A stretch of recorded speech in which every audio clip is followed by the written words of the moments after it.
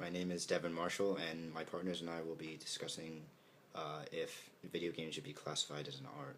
The first question is summarize the perspectives of Roger Ebert and Ian Bogost in the debate over whether or not video games should be classified as art. Who makes a better argument? And support your answers with quotes.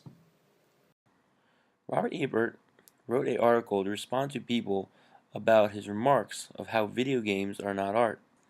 After reading the end of the article, I believe he is still not convinced that video games are not art, but has accepted it.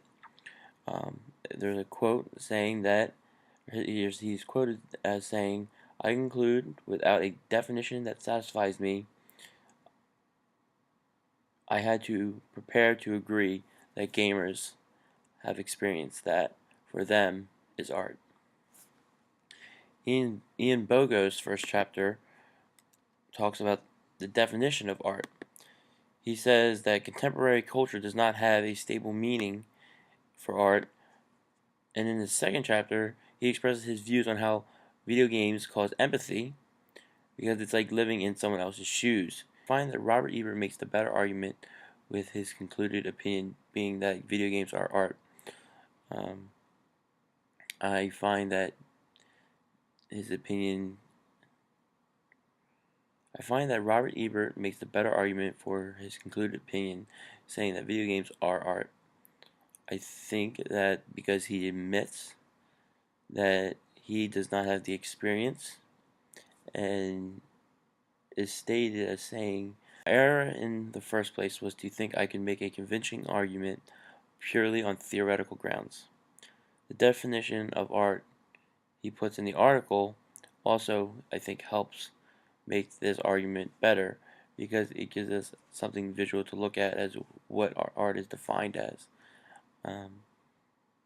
And the fact that he admits and changes his opinion in the end is why I think that he makes the better argument. Are video games a legitimate art form? Do you think that the Depression Quest game provides an opportunity for powerful experience on the same level as literature or cinema? Are there any other games you know of that have provided this powerful experience instead?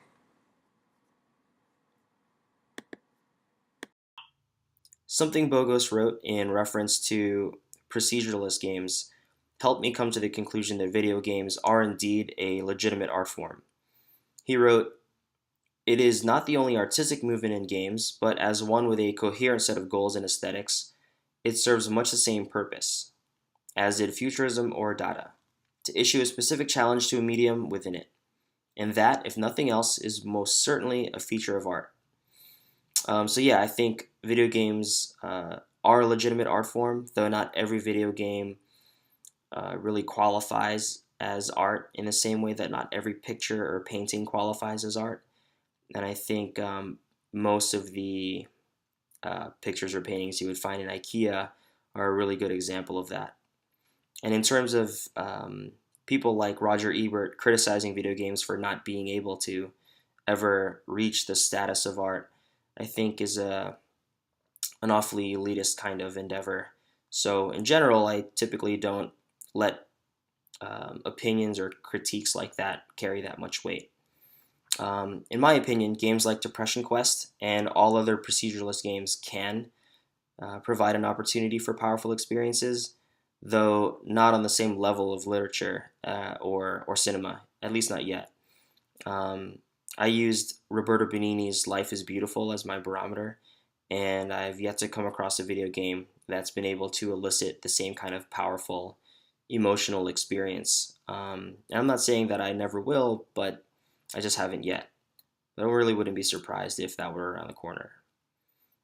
In terms of a commercially powerful experience, the Uncharted series by the game developers Naughty Dog has really been the only video game that my wife's been able to watch me play through.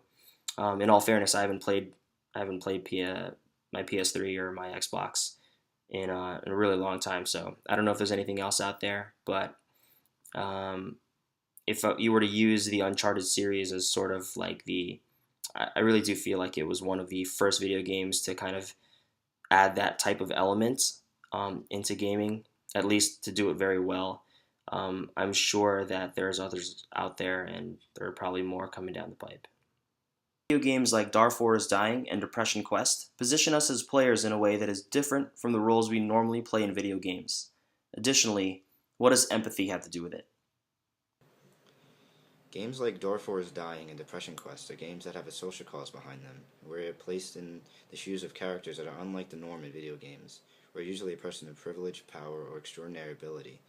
But with these games, you're in a position of weakness and feebleness, where a person is merely only trying to survive instead of completing reward missions, like most games. In Ian Burgos, in How to Do Things with Video Games, he said that if a game about the Sudanese genocide is meant to foster empathy for terrible real-world situations in which the player is fortunate enough to play video games might intervene, then those games would do well to invite us to step into the smaller, uncomfortable shoes of the downtrodden, rather than the larger, more well-heeled shoes of the powerful. These two games aren't meant to be enjoyable. They're meant to be eye-opening and educational, and convincing people to take up the social cause that is demonstrated in the game, and to change the world for the better. When the player is placed in these unenviable positions, such as a Darfur refugee or a depression sufferer, the player is more likely to come to an understanding of the lives that these people live. These games use empathy to promote activism and awareness.